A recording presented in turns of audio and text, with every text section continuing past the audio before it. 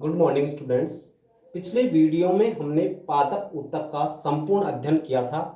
आज हम जंतु ऊतक के बारे में अध्ययन करते हैं। वह ऊतक जो जंतुओं में पाया जाता है उसे जंतु ऊतक कहते हैं। जंतु ऊतक का अध्ययन हम 4 भागों में करते हैं, अर्थात जंतु ऊतक को 4 भागों में विभक्त करते हैं।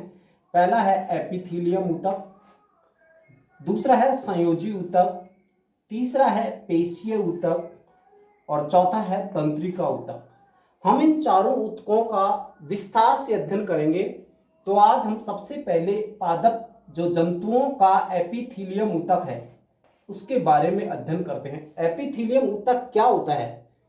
पादप का जो एपिथीलियम ऊतक होता है यह एक स्तरीय ऊतक होता है जो पादप का रक्षात्मक आवरण का कार्य करता है। दूसरी बात यह है, यह पादप के अंदर वाले भाग व बाहर वाले भागों के अंदर पाया जाता है। जैसे कह सकते हैं त्वचा एक एपिथेलियम ऊतक का उदाहरण है। मुंह पर पाई जाती है, आहार नाल पर पाई जा सकती है, फेफड़ों पर पाई जाती है। अतः ये पाए जाने वाला ऊतक होता है वो एपिथेलियम ऊतक होता है। यह एपिथेलियम ऊतक होता है, इसको हम 5 भागों में विभक्त करते हैं। पहला है सल्की एपिथेलियम ऊतक, दूसरा है स्तरित एपिथेलियम ऊतक, तीसरा है स्तंभाकार एपिथेलियम ऊतक, चौथा है घनाकार एपिथेलियम ऊतक, पांचवा है ग्रंथिल एपिथेलियम ऊतक। अब हम क्रम से इन सल्की एपिथेलियम, स्तरित एपिथेलियम, स्तंभाकार एपिथेलियम, घनाकार एपिथेलियम और ग्रंथिल एपिथेलियम ऊतक के बारे में अध्ययन करते हैं और ये पादप के किस भाग में पाया जाता है। सबसे पहले सल्की एपिथेलियम ऊतक क्या होता है? इस ऊतक की जो सल्की एपिथेलियम ऊतक होता है इसकी कोशिकाएं जो होती हैं वो पतली होती हैं, चपटी होती हैं तथा चौड़ी व षटकोणीय आकृति की होती हैं। इनमें केंद्रक पाया जाता है तथा कोशिका भित्ति अनियमित होती है तथा इनकी कोशिकाएं पास पास में सटी हुई पाई जाती है। इस ऊतक की विशेषता यह है, एक बार दोबारा देखेंगे, जो सल्की एपिथेलियम की ऊतक होता है वो पतली कोशिका भित्ति वाला ऊतक होता है जिसकी कोशिकाएं षटकोणीय आकृति की होती हैं। ये चपटी होती हैं, चौड़ी होती हैं तथा इनमें स्पष्ट केंद्रक पाया जाता है। इन कोशिकाओं जो होती हैं ये बिल्कुल सटी हुई यानी पास पास पाई जाती हैं। सामान्यतः यह ऊतक का जो उदाहरण होता है वो त्वचा होती है, फेफड़ों में पाई जाता है और आहार नाल में सल्की एपिथेलियम ऊतक पाया जाता है। दूसरा है स्तरित एपिथेलियम ऊतक। स्तरित का जैसे नाम से ही है, यह स्तरों में पाया जाता है यानी इसकी लेयर बन जाती है ऊतकों की। जो सल्की एपिथेलियम ऊतक होता है उसकी कोशिकाएं यदि ऊपर नीचे स्तर बना लेती हैं तो उसे स्तरित एपिथेलियम ऊतक कहते हैं। सामान्यतः जो स्तरित एपिथेलियम ऊतक होती हैं इसमें कोशिकाएं एक दूसरे के ऊपर परत बना लेती हैं, इसलिए यह कोशिकाएं जो होती हैं कटने फटने से बचाती हैं तथा यह कई परतों के रूप में पाया जाता है, इसलिए इसे स्तरित एपिथेलियम ऊतक कहते हैं।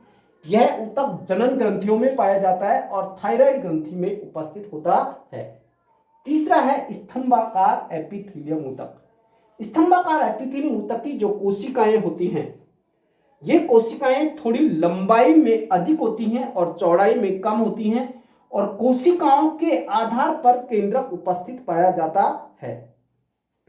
ये कोशिकाएं जो होती हैं अवशोषण वाले भाग और स्रावित वाले भागों में अधिक पाई जाती हैं, अर्थात स्तंभाकार कोशिकाएं जो पाई जाती हैं वो पाई जाती हैं श्वास नली के अंतर्गत स्तंभाकार एपिथेलियम पाई जाती है। चौथा है घनाकार एपिथेलियम कोशिकाएं। घनाकार, इसमें कोशिकाएं होती हैं वो घन के आकार की होती हैं, बहुकोणीय होती हैं, लेकिन अनुदैर्ध्य काट में जब देखते हैं तो ये घन के आकार की दिखाई देती हैं।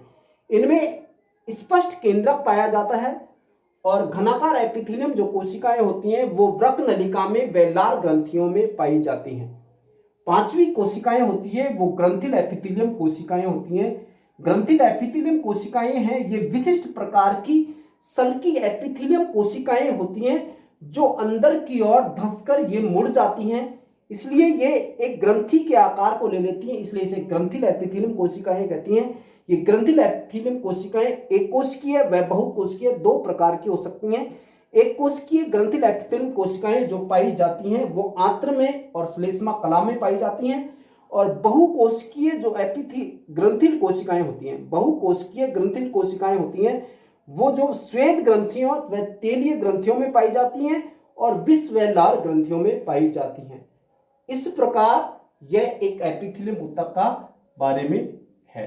तो ध्यान रखेंगे एपिथेलियम ऊतक को 5 भागों में बांटा गया है: सल्की एपिथेलियम, स्तरित एपिथेलियम, स्तंभाकार एपिथेलियम, घनाकार एपिथेलियम, ग्रंथिल एपिथेलियम। ग्रंथिल को भी 2 भागों में, एक कोशिकीय ग्रंथिल वाली और बहुकोशिकीय ग्रंथिल वाली।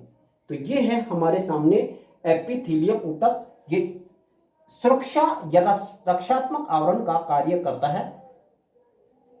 Thank you students. इससे अगला हम अगले वीडियो में पढ़ेंगे।